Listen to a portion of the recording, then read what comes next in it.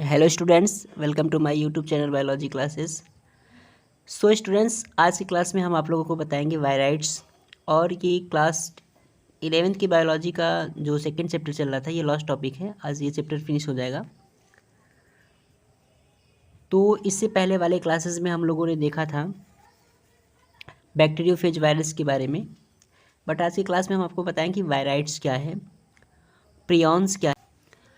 तो सबसे पहले हम इसमें वायराइड्स के बारे में समझ लेते हैं कि वायराइड्स होता है क्या है। उसके बाद फिर बताएंगे प्रियॉन्स के बारे में, फिर उसके बाद बताएंगे लाइकेंस के बारे में। इसमें 3 टॉपिक हम लोग क्या करेंगे, इसमें क्लियर करेंगे। और वीडियो को स्किप ना कीजिएगा, पूरा देखिएगा, क्योंकि ये चैप्टर नंबर 2 का ये आखिरी टॉपिक है। इसके बाद ये चैप्टर क्या हो जाएगा, कंप्लीट हो जाएगा। कल से हम लोग मतलब चैप्टर नंबर 3 पढ़ेंगे। तो आप लोग रिवीजन कर लीजिएगा, तैयारी कर लीजिएगा, क्योंकि आज रात्रि को 9 बजे क्या है, टेस्ट होगा आपका। तो तैयार रहिएगा सभी लोग। चलिए स्टार्ट करते हैं वायराइड्स के बारे में। वायराइड्स की खोज सन 1917 ईस्वी में टीओ डाइनर नामक वैज्ञानिक ने क्या किया था, इसकी खोज की थी।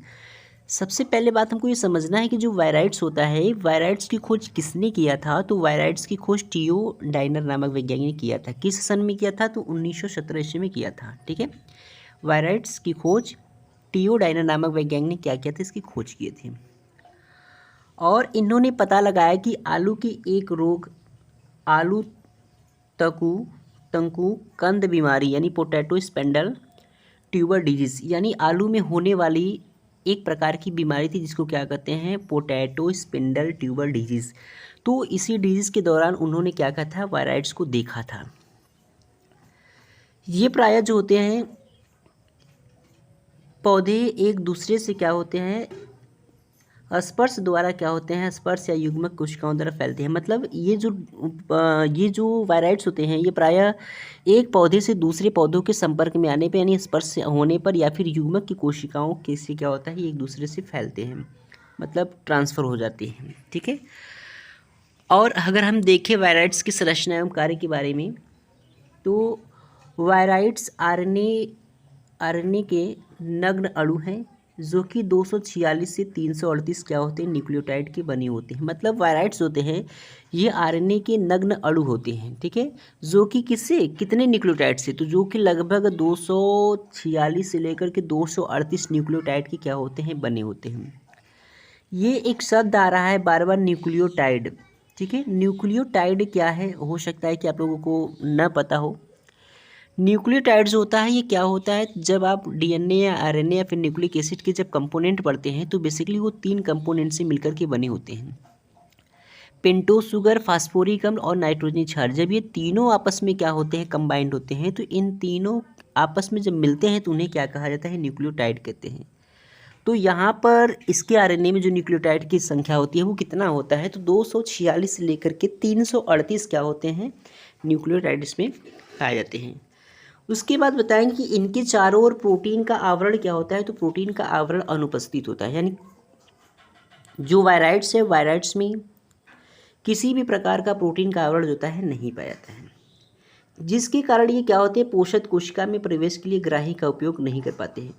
और जिस वजह से ये किसी भी पोषक कोशिकाओं में प्रवेश करने के लिए किसी भी ग्राही का उपयोग ये नहीं कर पाते हैं। ठीक है, अब हम इसके आगे देख लेते हैं।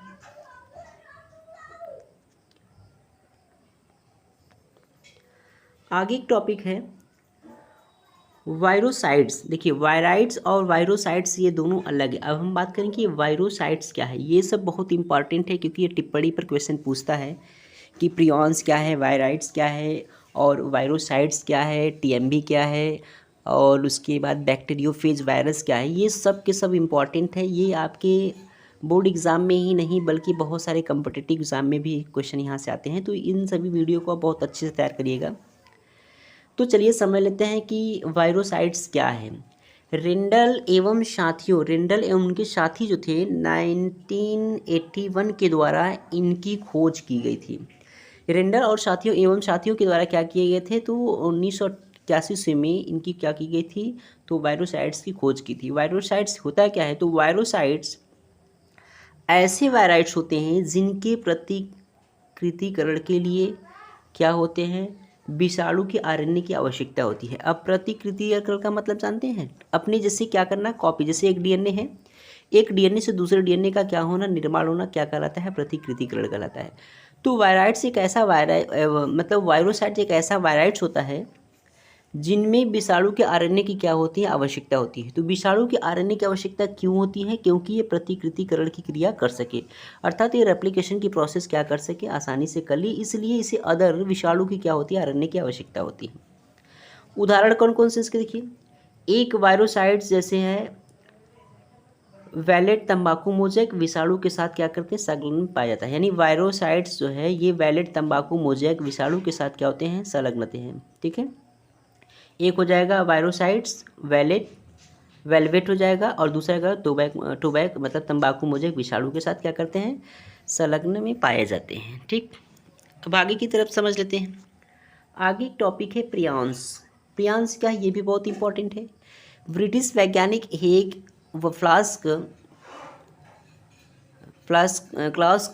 द्वारा एक नवीन किस्म की उप विषाणु रोग कारक का क्या किया गया था, अध्ययन किया गया, जिन्हें क्या कहते हैं, विषाणु के प्रियांस कहते हैं। क्या कहते हैं, प्रियांस। मतलब यह भी एक प्रकार क्या उप विषाणु होते हैं जो रोग का उत्पन्न करने में क्या होते हैं, सक्षम होते हैं, और इन्हीं को क्या कहा जाता है, प्रियांस कहते हैं।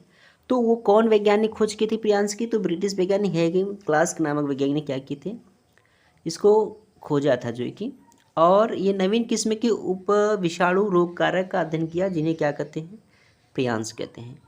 प्रियांस में स्वयं का आनुवंशिकी पदार्थ आरएनए या डीएनए नहीं होता है। मतलब ये जो प्रियांस होता है, प्रियांस में किसी भी प्रकार का जेनेटिक मटेरियल, चाहे वो डीएनए हो चाहे वो आरएनए हो, ये दोनों के दोनों क्या होते हैं, इसमें अनुपस्थित होते हैं, अर्थात ये नहीं होते हैं। ये भी क्या करते हैं, तो ये भी अनेक प्रकार के अनेक रोग उत्पन्न करते हैं, जैसे पार्किंसन रोग हो जाएगा, मल्टीपल स्क्लेरोसिस हो जाएगा, ये सब क्या करते हैं, ये सब ये प्रियांस होता है, ये डिजीज़ को क्या करते हैं, कॉज करते हैं। ठीक, अब आगे देख लेते हैं। आगे हम पढ़ेंगे लाइकेन। ठीक है, लाइकेन के बारे में अगर देखें, लाइकेन शब्द का सर्वप्रथम प्रयोग ग्रीक दार्शनिक थियोफ्रेस्टस ने क्या किया था। थियोफ्रेस्टस नामक वैज्ञानिक ने लाइकेन शब्द का क्या किए थे, प्रयोग किए थे। अब आपको ये भी पता है कि थियोफ्रेस्टस किसके जनक कहे जाते हैं, बॉटनी के यानी वनस्पति विज्ञान के क्या कहे जाते हैं, जनक कहे जाते हैं, ये भी पता होना चाहिए। सेकेंड स्टेप में समझेंगे, ये आमतौर पर वृक्षों की छाल पर क्या होते हैं, पाए जाते हैं। कहाँ पाते हैं, वृक्षों के छाल पे क्या होती है, ये पाए जाते हैं। लाइकेन जो होता है, लाइकेन विचित्र पादपों का एक क्या होता है, ऐसा समूह है जिनका शरीर क्या होता है, जिनका शरीर दो भिन्न भिन्न पादपों से मिलकर के बना होता है। मतलब लाइकेन का मतलब कि ये दो पौधों का, दो प्लांट का कंपोनेंट होता है। लाइकेन जो होती है ये दो पौधों से मिल करके बने होते हैं, और इन्हें क्या कहा जाता है, लाइकेन कहते हैं। ये किन किन पौधों से मिलकर के बने होते हैं, तो इनमें जो होता है ये शैवाल तथा कवक दोनों मिलकर के क्या होते हैं, शैवाल और कवक ये दोनों मिलकर के क्या बनाते हैं, लाइकेन बनाते हैं। शैवाल घटक को क्या कहते हैं, शैवालांश कहते हैं, और कवक घटक को क्या कहते हैं, कवकांश कहते हैं। मतलब आपको लाइकेन को अगर बताना होगा तो शैवाल और क्या चीज़, तो शैवाल और कवक यह दोनों मिलकर के लाइकेन का क्या करते हैं, निर्माण करते हैं। तो लाइकेन जो होता है ये टू प्लांट्स का क्या होता है, कंपोनेंट होता है। फर्स्ट इसमें आपका लाइकेन शैवाल हो जाएगा, और सेकंड क्या हो जाएगा, आपका कवक हो जाएगा। ठीक है, तो शैवाल कंपोनेंट को क्या कहेंगे, शैवालांश कहेंगे, और कवक कंपोनेंट्स को क्या कह देंगे, कवकांश कह देंगे। अब उसके बाद ये सहजीविता का क्या है, तो उदाहरण, सहजीविता का मतलब ये दोनों क्या है, साथ साथ चलने वाले हैं, और ये दोनों क्या करते हैं, तो ये दोनों एक दूसरे को क्या करते हैं, तो ये दोनों एक दूसरे को लाभ पहुंचाते हैं। ठीक, और अपने जीवन को क्या करते हैं, यापन करते हैं, अपने जीवन को व्यतीत करते हैं। चलिए देख लेते हैं सामान्य लक्षण क्या है, इसके जनरल कैरेक्टर क्या है लाइकेन की। तो पहले लाइकेन्स होता है ये शैवाल तथा कवक घटकों का क्या होते हैं, साहचर्य से निर्मित स्वतंत्र सुकाय होता है। सुकाय मतलब जानते हैं, जिसमें जड़, तना, पत्ती, फूल फल ये सब क्या होता है, पूर्ण रूप से विकसित नहीं होता है, उसको क्या कहते हैं, सुकाय। तो इसमें जो शैवाल होता है बेसिकली इसमें ये सब चीज़ें जो होता है वो क्या होता है, अल्प विकसित होता है। उसके बाद इसमें देखेंगे कि जड़, तना, पत्ती क्या होता है, विभेद नहीं होता। अभी मैंने बताया कि जड़, तना, पत्ती इसमें क्या होता है, वेल डेवलप नहीं होते हैं। शैवालांश घटक मुख्यतः हरित शैवाल या नीलहरित शैवाल के सदस्य। अगर आपसे पूछा जाए शैवालांश जो होता है ये किसका घटक होता है, तो ये हरित शैवाल या फिर इसको क्या कहते हैं, नीलहरी शैवाल का क्या होता है, सदस्य होता है।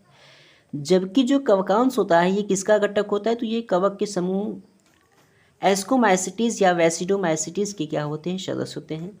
शैवाल में बेसिकली क्या होता है, तो इसमें अलैंगिक जनन होते हैं। लाइकेन में क्या होता है, लैंगिक जनन कवकांश घटक द्वारा होता है। तो ये रहा शैवाल की क्या चीज़, शैवाल के सामान्य लक्षण। हम लोगों ने सेकंड चैप्टर को क्या कर लिया, कंप्लीट कर लिया, फिनिश्ड हो गया हम लोगों का सेकंड चैप्टर। मंडे से यानी कल से हम लोग पढ़ेंगे थर्ड चैप्टर। और आज की क्लासेस में हम लोगों ने बहुत अच्छे से वायराइड्स, प्रियांस, इन सभी चीज़ों के बारे में हम लोगों ने क्या किया, अध्ययन किया। आज रात्रि को सभी लोग 9 बजे तैयार रहिएगा, क्योंकि सेकंड चैप्टर का टेस्ट होगा। तो सभी लोग लाइव हो जाइएगा 9 बजे। 9 बजे से आपका टेस्ट रहेगा। और